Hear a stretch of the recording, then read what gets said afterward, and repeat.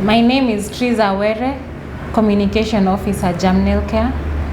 As a staff in Jamnail Care, I would love to say thank you to Amplify Change for funding us in this project. We did a training in Rajaf. We were training women and girls, and to promote, like, we're just promoting sexual reproductive health and rights. In the training, we got to train the girls and women in knowing their rights.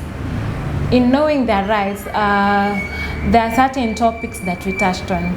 Specifically, we touched on menstrual health. You know, as women and girls, this is not a curse. We were born naturally to menstruate. So some of the girls, you will notice that some girls face challenges during this period. What we were mainly training the girls is there are regular and irregular. There are people who have regular menstruation period, and there are people who have irregular.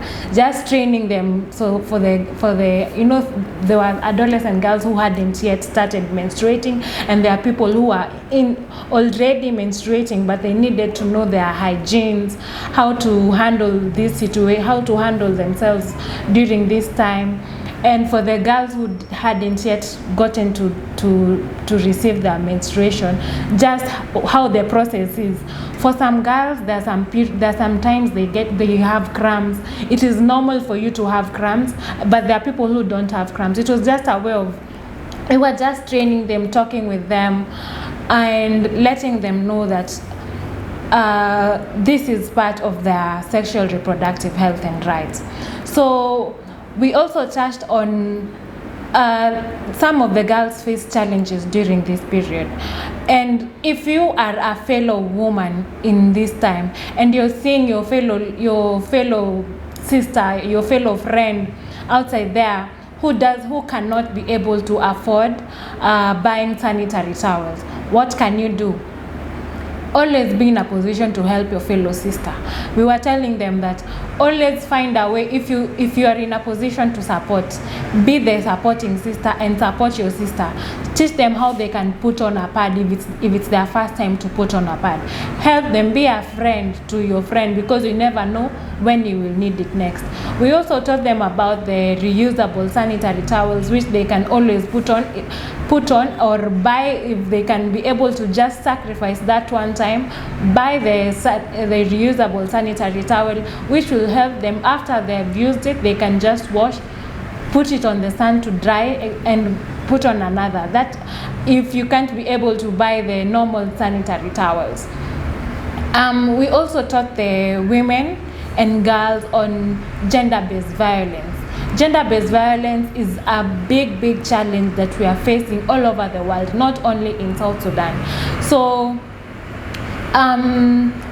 when a man, like, so many, every woman is a walking threat. So long as you're just a woman, it is just not your time. So what can you do as a woman when you want to prevent these measures? Because you never know, you might be just walking and someone has been eyeing you, there are always so many threats that as women and girls we are facing.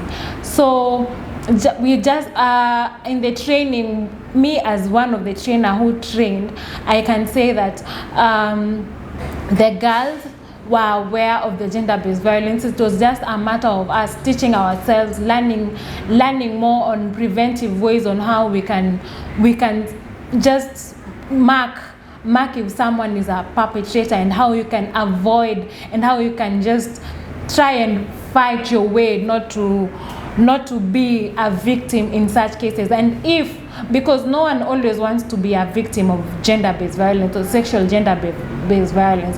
It's usually, maybe sometimes it is an attack. When it is an attack, what are some of the right channels on how you can report these cases, so that you don't stay quiet? Because you realize the moment you're quiet, you are suffering. The moment someone has raped you and you're not saying anything about it, you're suffering. You might be going through challenges. Maybe this person has infected you with AIDS, but because you're ashamed to talk about it, you don't want to, you don't know that you're threatening your whole life. And also, if you're speaking up, you never know that you're going to help someone outside there to know that, because some of the girls, you realize they're going through gender-based violence, but they don't know that they're going through it. You find that you are married to a man, this man constantly beats you up. This man, even at times, if you're married, people don't know that even married people can be raped. But because you're there as a wife, you think that these are things that happen so long as you're married. But we want you ladies to know, and what we taught these girls in the ground is that please know your rights.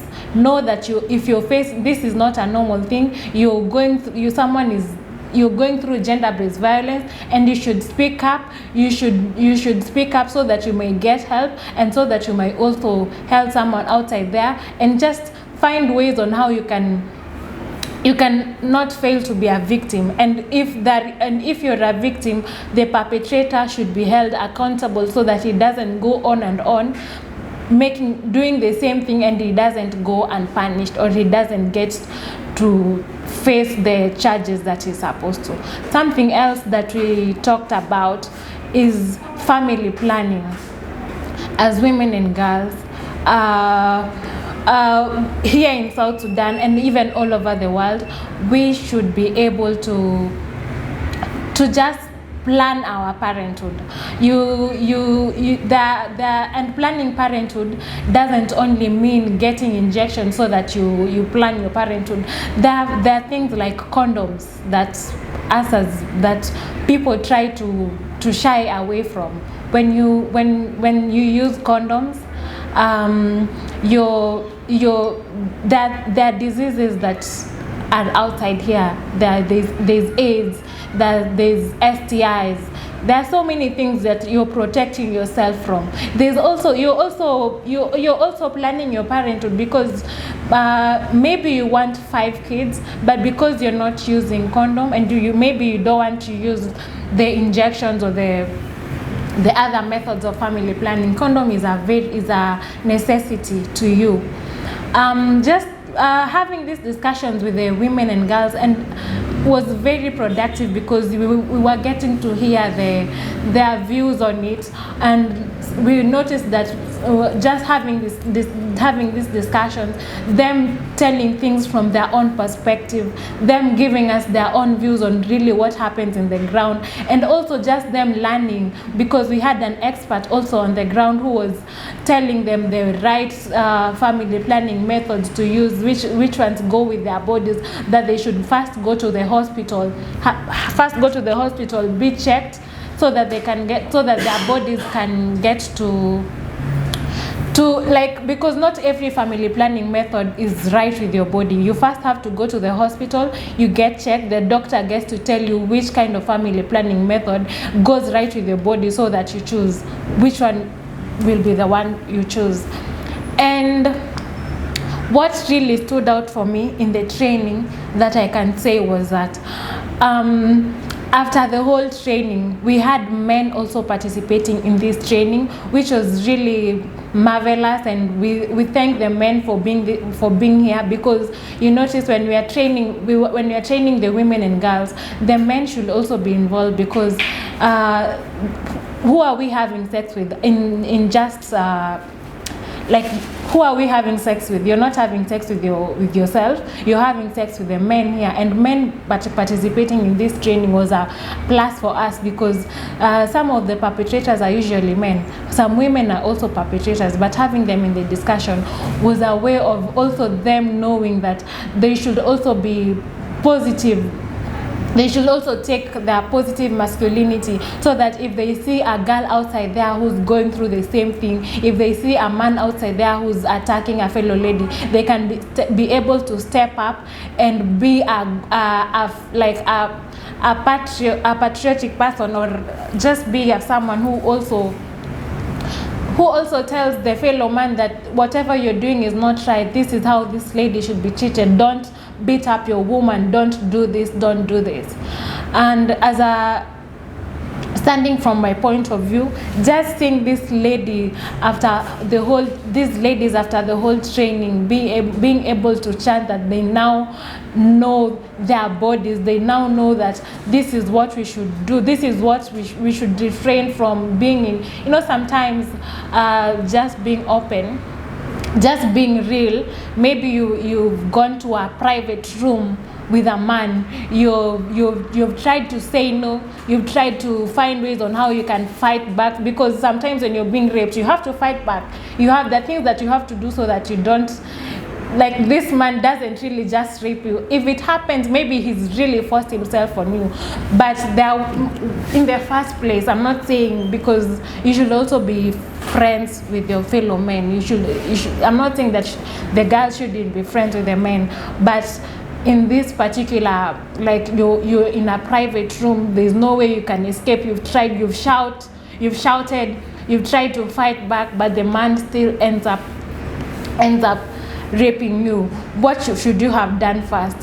You should have first checked, was it a safe place? Even no matter how private was it a safe space? Was there a way that you could find a way of escaping? Was that, you know, there are just some things that you need to check. So just the ladies being able to know that, because with the adolescent girls, you notice that they had their, you know, as a girl, as a young girl, you still don't have some of the things. You still don't have your let's say, for example, your boobs. You don't know that these are things that men shouldn't touch.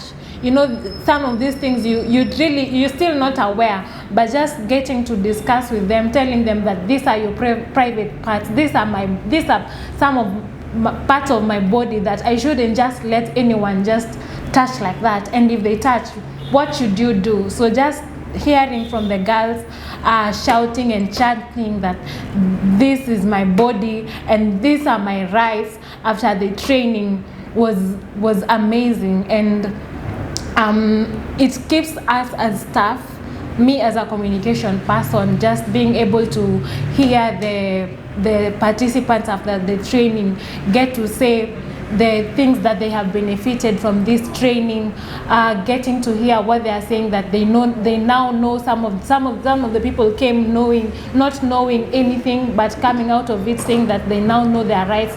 They now are open to say no. They now know what they should do to fight back in case anyone violates their rights. The girls saying that they now know their rights was really something that us as Jamnel Care, we are ready keeps us motivated, keeps us to keep going, and we are ready to keep on in this fight, to continue being in this sport of just empowering women and girls and also men, and just gender equality is something that we should do as a whole. Yeah, thank you.